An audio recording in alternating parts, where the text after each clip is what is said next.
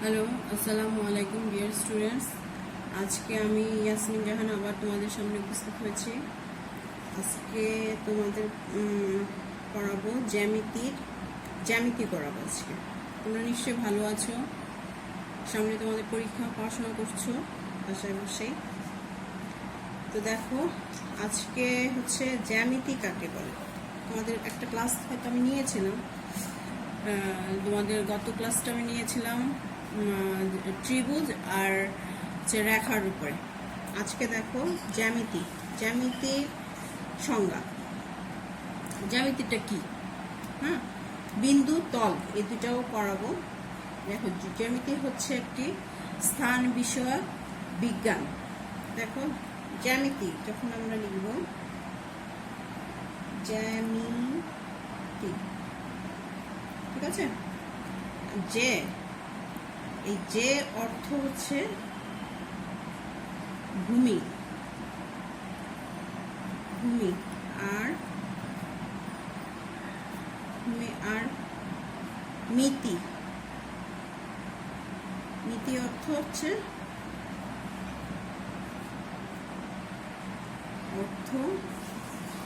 পরিমাপ।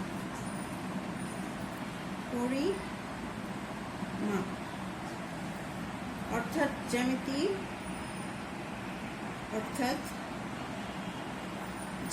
অর্থ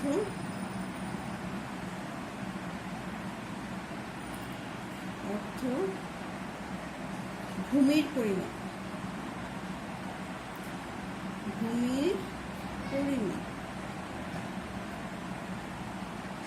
ঠিক আছে। গণিত শাস্ত্রের যে শাখায়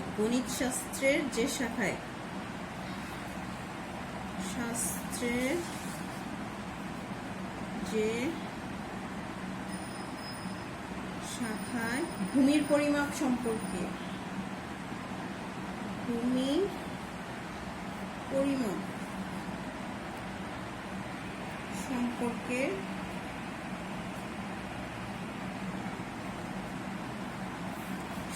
যাবতীয় বিষয় সম্পর্কে আলোচনা করা হয়।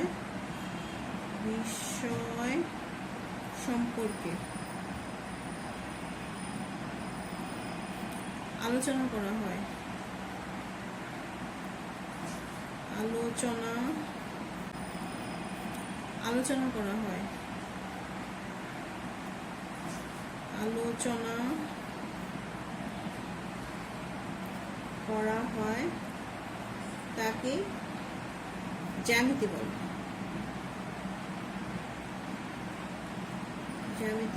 বলে। ঠিক আছে,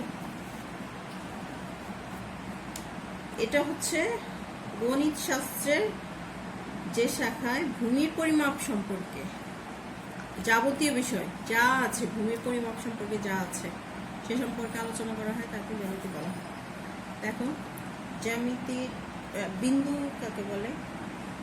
বিন্দু জ্যামিতির মধ্যেই জ্যামিতির একটা অংশ বিন্দু। দেখো, যার দৈর্ঘ্য আছে,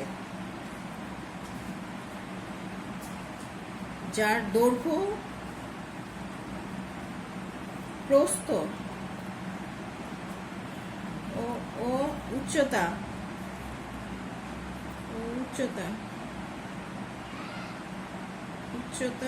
কিছুই নেই,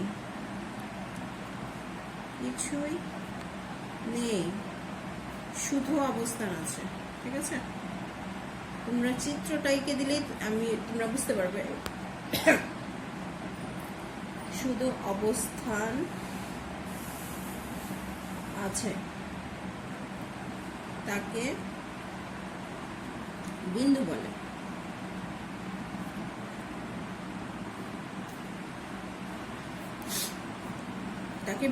দেখো, এই যে একটা, আর আমি বলেছিলাম জ্যামিতি করার সময় তোমরা অবশ্যই পেন্সিল, এরকম একটা পেন্সিল ইউজ করবে। ঠিক আছে, পেন্সিল, স্কেল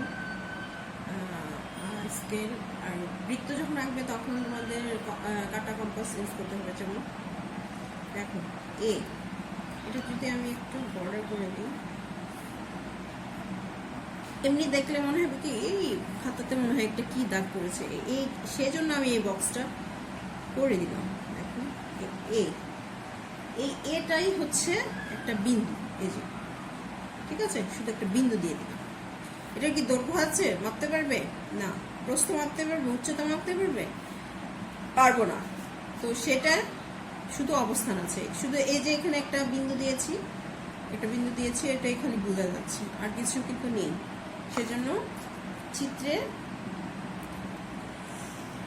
লিখবে, চিত্রে এ একটা বিন্দু দিয়েছি, এটা এখানে বোঝা যাচ্ছে, আর কিছু কিন্তু নেই। সেজন্য চিত্রে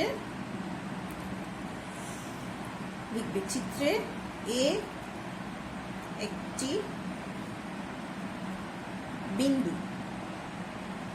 ঠিক আছে। এটা বর্ডার করে দিবে, বর্ডার করে দিয়েছি, কারণ আমি যদি এভাবে একটা দেই তাহলে মনে হবে এটা কি একটা দাগ, হয়তো কোনো এমনি পেন্সিলে দাগ লেগে গিয়েছে, সেজন্য আমি এটা বর্ডার করে দিয়েছি, ঠিক আছে।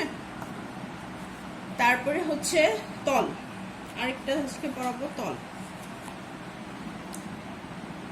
দেখো তলটা হচ্ছে কি,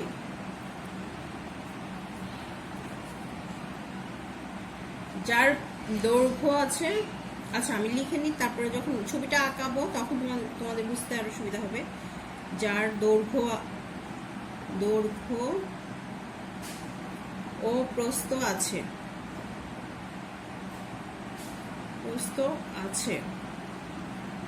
কিন্তু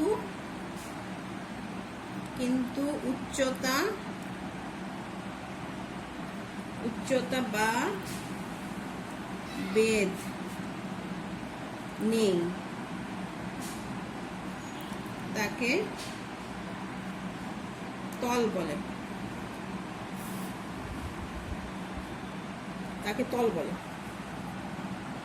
আমরা যদি ছোট্ট করে বলি, ঘনবস্তুর পিঠকে তল বলে।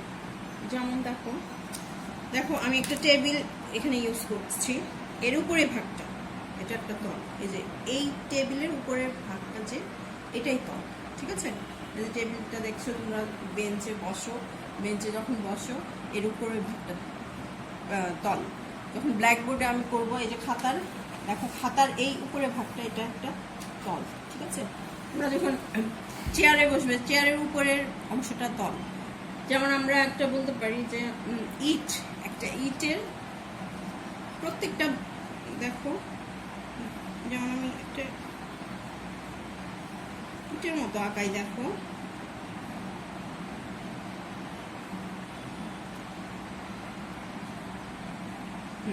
একটা বক্সের মতো আঁকিয়েছি না, বক্সের মতো এঁকেছি, কিন্তু এই প্রত্যেকটা, এটা একটা তল, এটা একটা তল, এটা একটা তল, এটা একটা তল, এটা একটা তল, ঠিক আছে। যদি এইটা একটা কল্পনা করি বা একটা বক্স কল্পনা করি, তাহলে কিন্তু এটা একটা তল।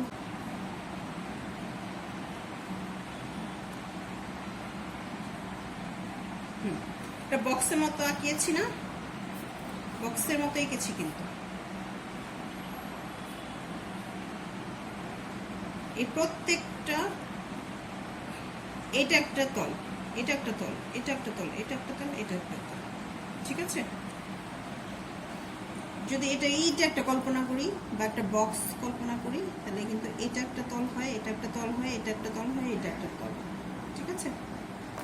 দেখো তল আবার কি, দুই প্রকার, ঠিক আছে। তল দুই প্রকার, সমতল ও বক্রতল। তল দুই প্রকার,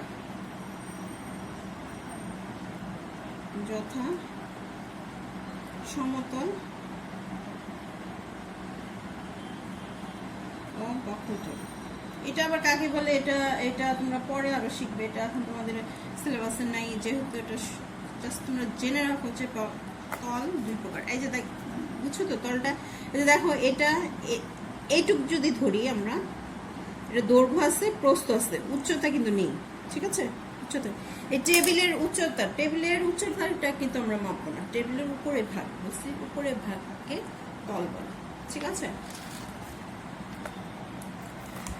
দেখো তোমাদের সামনে পরীক্ষায় জ্যামিতিগুলো তোমাদের এটা বোধহয় আমি ক্লাসে করাতে পারিনি। বিন্দু বিন্দু বিন্দু তল করিয়েছি, কিন্তু ওই যে ত্রিভুজটা করাতে পারিনি তোমাদের ক্লাসে, ওটা সিলেবাস তখন ছিল না। তো এইগুলো তোমরা ভালো করে পড়বে। জ্যামিতি তোমরা অনেক ভুল করো, লেখার সময় কি মানে বুঝতে পারো না নাকি বুঝি না, তোমরা অনেক ভুল করো। জ্যামিতি তোমরা করতে চাও না হয়তো, কিন্তু জ্যামিতিটা ভালো করে তুমি যখন এই এরকম করে একটা ছবি তলের যখন তল লিখবে তখন এই তলের এরকম একটা ছবি এঁকে দিবে, ঠিক আছে? এটা না ওই এবিসিডি বা ওভাবে করার কিছু নাই, শুধু বলবে এটা শুধু এঁকে দিবে, তাইলেই হবে। হ্যাঁ, এই বক্সটা এঁকে দিবে, তাহলে এটা তল বুঝে নিব। আর জ্যামিতিটা অবশ্যই তোমরা ভালো করে করবে, বাসায় লিখবে, পড়ে আবার লিখবে। আমার ভিডিওটা বারে বারে তোমরা দেখবে, জ্যামিতিটা একটু ভালো করে পড়ার চেষ্টা করবে। আজকে এই পর্যন্তই। তোমরা ভালো থাকো, পরীক্ষা খুব ভালো দাও, আর সেজন্য তোমাদের অনেক করতে হবে। আর এরপরে হয়তো আবার আমি কোনো পরবর্তীতে আমি আবার ভিডিও নিয়ে আসবো। আজকের মতো এখানেই বিদায় নিচ্ছি। আসসালামু আলাইকুম।